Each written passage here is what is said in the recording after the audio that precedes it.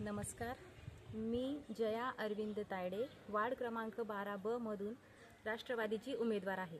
नमस्कार, माझं नाव अरविंद शांताराम तायडे.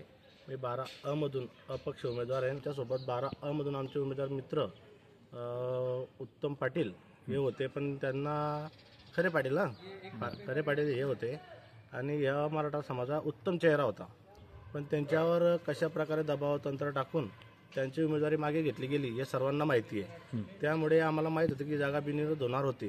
त्यामुळे आम्ही पूर्वतयारीसाठी आम्ही अपक्ष उमेदवार टाकलेला होता आणि ते उत्तम भाऊ पाटील यांची उमेदवारी मागे झाल्यामुळे मला तिथून अपक्ष उमेदवारी मिळाली. पाहिला तर तसा विकास म्हणूच शकत नाही आपण, कारण विकासच झालेला नाही आहे. प्रत्येक वेळेस आम्ही निवेदन वगैरे दिलेलं आहे. तुम्ही रस्त्याची परिस्थिती पाहू शकता काय की कुठे विकास नाही, कुठे रस्ते नाही, कुठे गडारी साचलेलं पाणी अजून सुद्धा निघत नाही. तिथं तुम्ही घरापर्यंत गेले तर तिथलं आपल्याजवळ कंप्लेंट येतं की दादा तुम्ही समाजसेवेसाठी इतकं काम करता, आमचं इतकं सुद्धा गडारीचं काम करून द्या. इथं पाणी साचलेलं, इथं बाजूला आमच्या मुलाला डेंग्यू झालेला आहे. इथपर्यंत लोक आमच्यापर्यंत कंप्लेंट घेऊन येत आहे. आता विरोधकाला आव्हान एवढंच राहील की आता विकासाच्या मुद्द्यावर आपल्याला जनतेसमोर जायचं आहे आणि विकास काय असतो हे विरोधकांना आपल्याला सांगायचं आहे. कोणती कॉलनी आहे आणि काय त्रास होतो नेमका इथं? धनपुष्प कॉलनी, वाकी रोड. काय नेमका त्रास आहे? रोडांचा, गटारी वगैरे किती वेळा दुरुस्तीत करले मी त्यांनी. कधीपासून काम चाललंय? 1 वर्ष झाले तरी. काय मागणी आहे तुमची? खोदून ठेवले त्यांनी, काहीच नाही लक्ष देता नाही, काही नाही. मागणी काय आता आपली? पहिले जे नगरपालिकेचे लोक होते लक्ष देत नाही व आता नवीन काय लक्ष द्यायला पाहिजे, करायला पाहिजे सर्व दुरुस्तीत. बरेच दिवस झाले नाही ते. आता किती दिवस झाले हा रस्ता खोदून ठेवला? तरी 1 वर्ष होऊन गेले. तरी काय अडचणी येत आहेत जाण्यासाठी? गटारी वगैरे, लहान मुलं खेळता, काही लक्ष देत नाही, गाड्यांचा त्रास, नळांचं प्रॉब्लेम आहे, सर्व गोष्टींचा.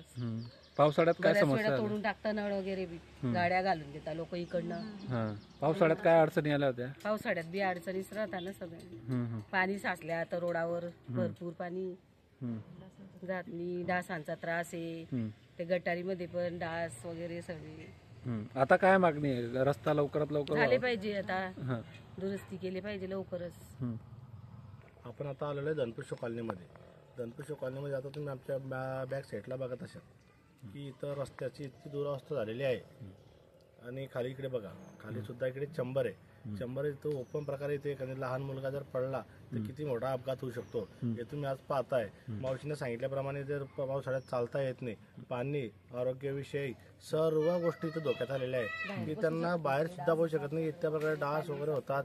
धूळ त्यांच्या घरामध्ये इतक्या प्रचंड प्रमाणात जाते की ते रोजच्या रोज त्यांना घर साफसफाई करावं लागतं. की लहान मुलाला लक्ष ठेवावं लागतं की लहान मुलं इकडे तुम्ही कॅमेरा करू शकता, बघू शकता तुम्ही खाली इथं चंबर ओपन आहे, इथं झाकण सुद्धा नाहीये.